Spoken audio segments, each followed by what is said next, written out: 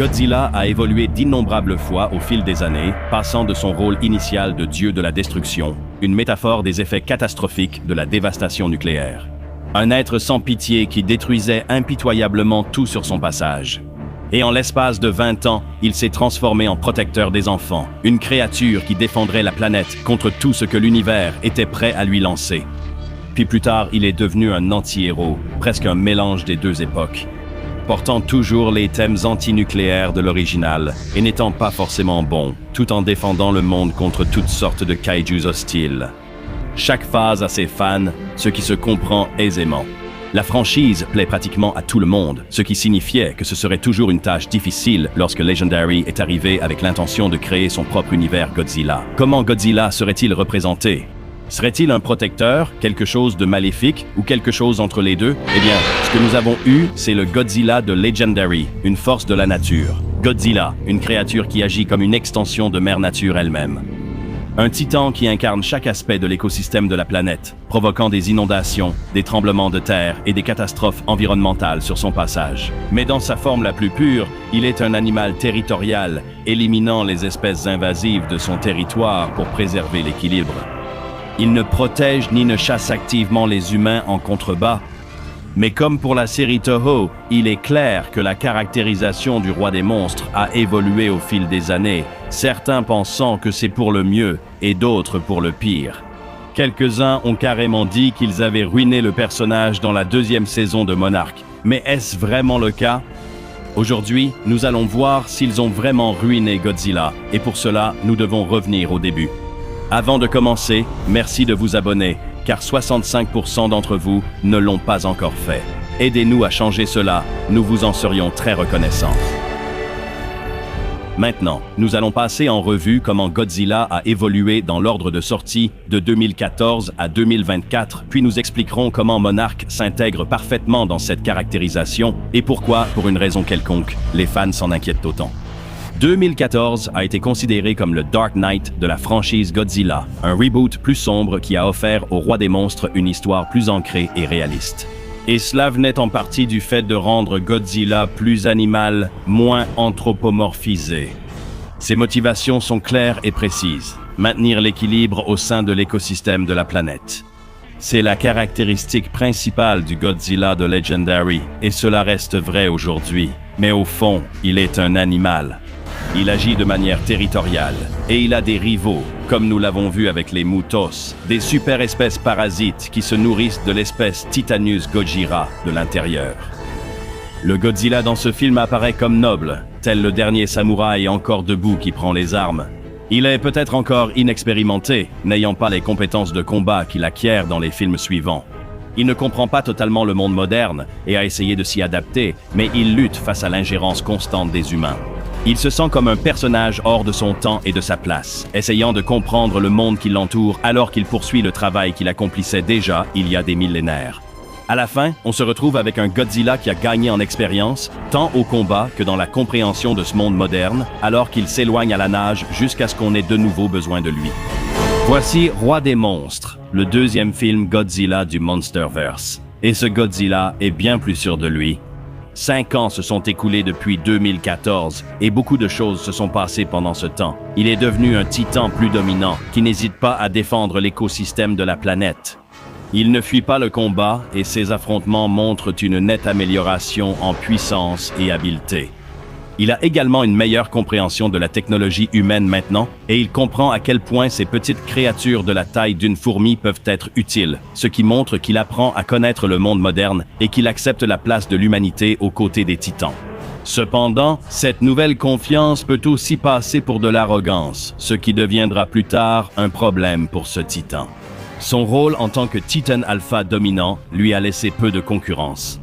Et à la fin du film, on peut voir qu'il a pleinement endossé le titre de roi des monstres, exigeant que les autres titans se soumettent physiquement devant lui.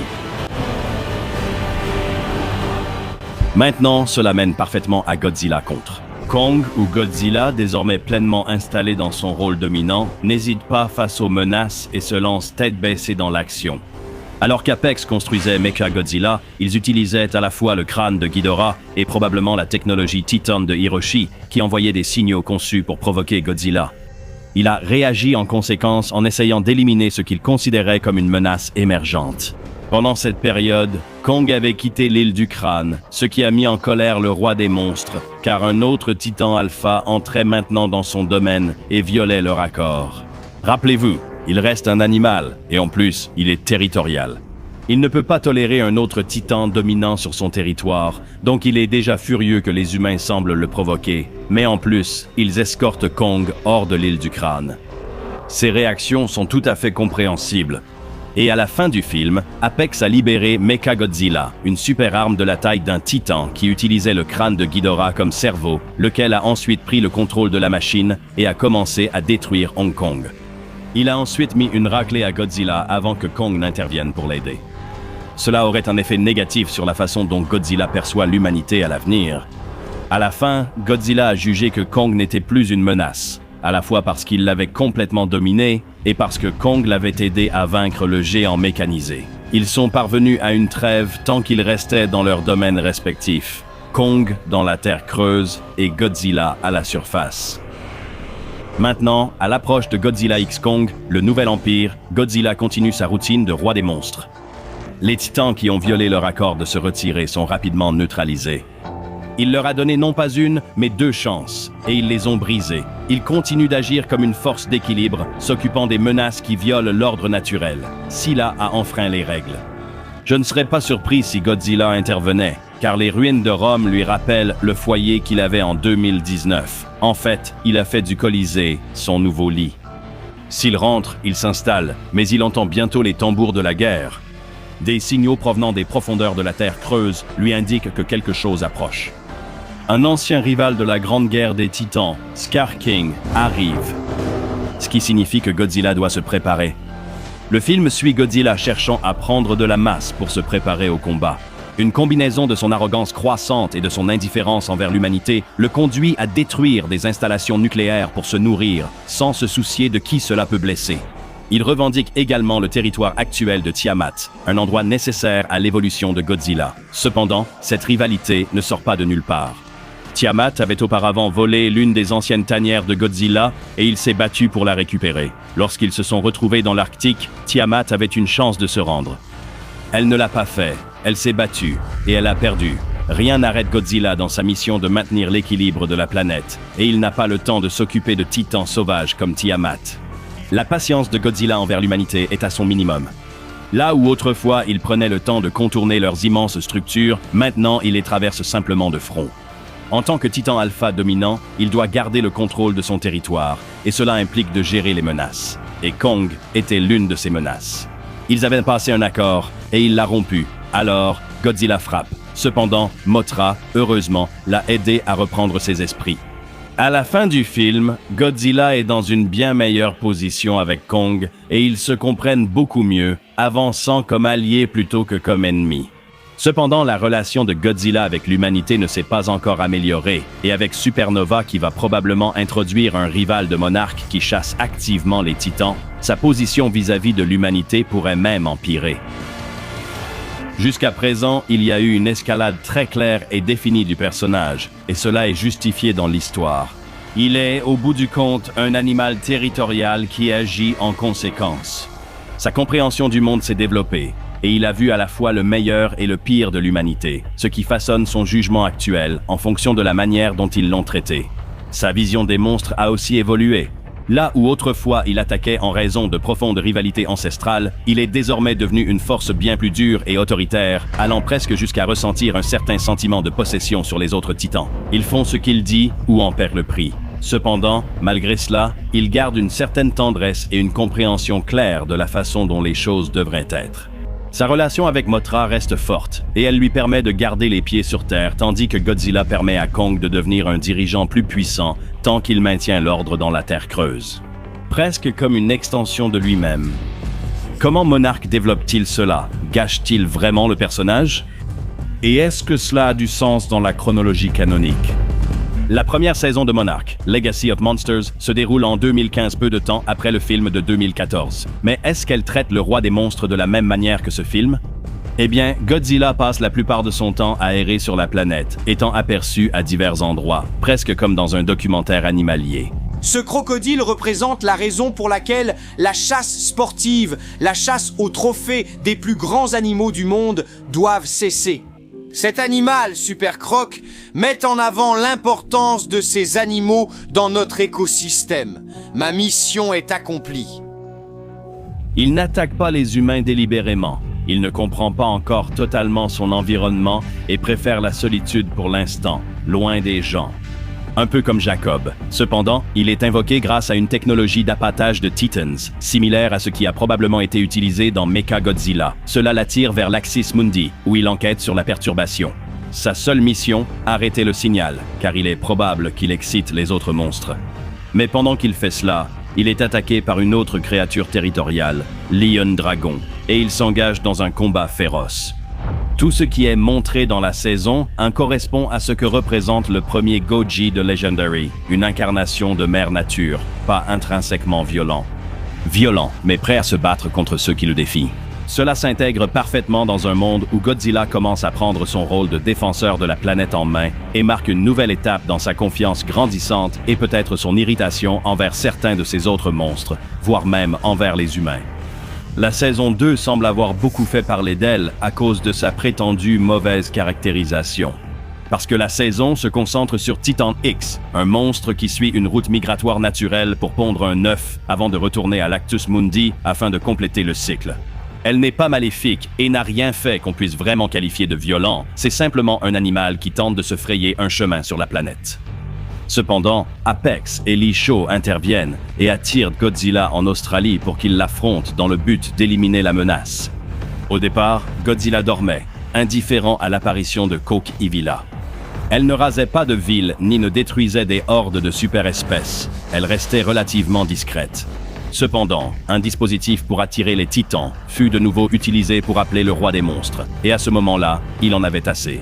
Il est sorti de l'océan pour affronter le titan, provoquant le chaos parmi les humains et lui a lancé l'un de ses rugissements d'intimidation avant qu'elle ne fonce droit sur lui. Comme ce qui s'est passé avec Tiamat, Godzilla lui a donné une chance de fuir, mais au lieu de cela, elle a choisi de se battre. Ce genre d'affrontement est exactement ce à quoi on peut s'attendre dans le règne animal, similaire à la façon dont le calmar colossal se confronte aux baleines. Ceci est parfaitement cohérent avec son comportement observé en 2014 et 2015, se battant par nécessité pour le territoire et la domination.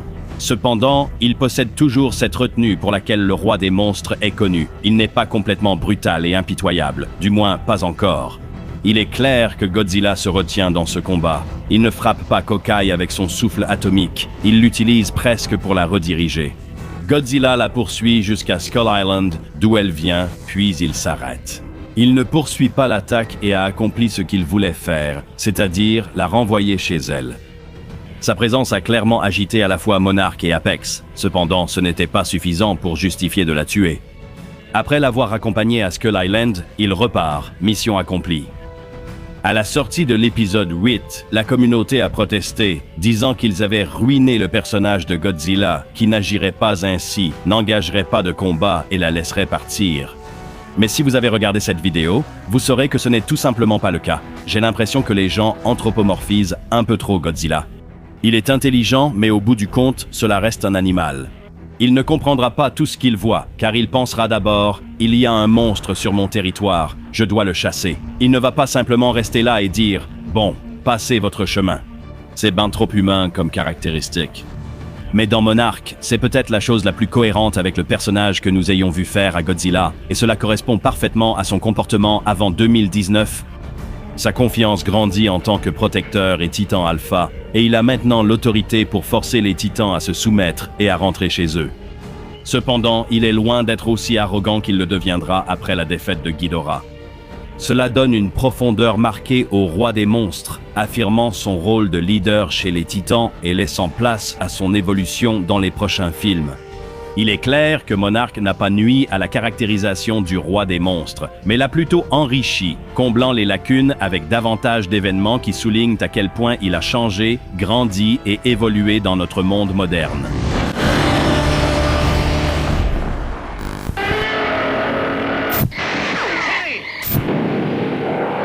Maintenant, que vous aimiez ou non le passage d'une force de la nature noble mais inexpérimentée à un prédateur alpha plus arrogant, c'est à vous de voir. Je peux tout à fait comprendre les deux points de vue.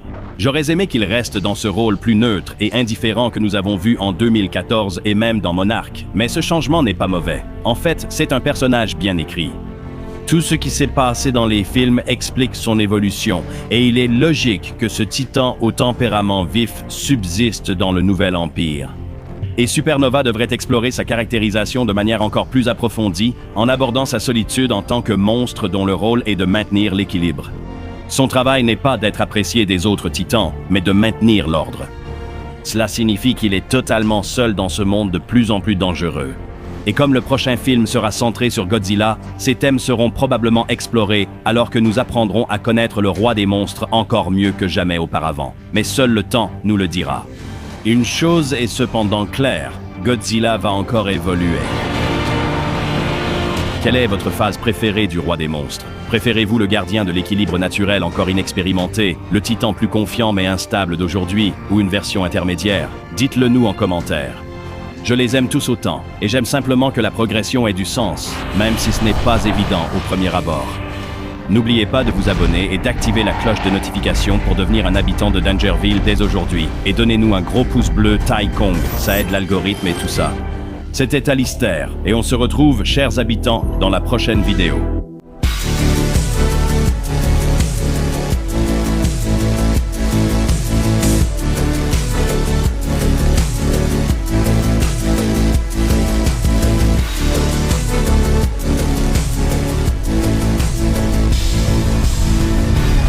Get a load of that beauty. Il est parti.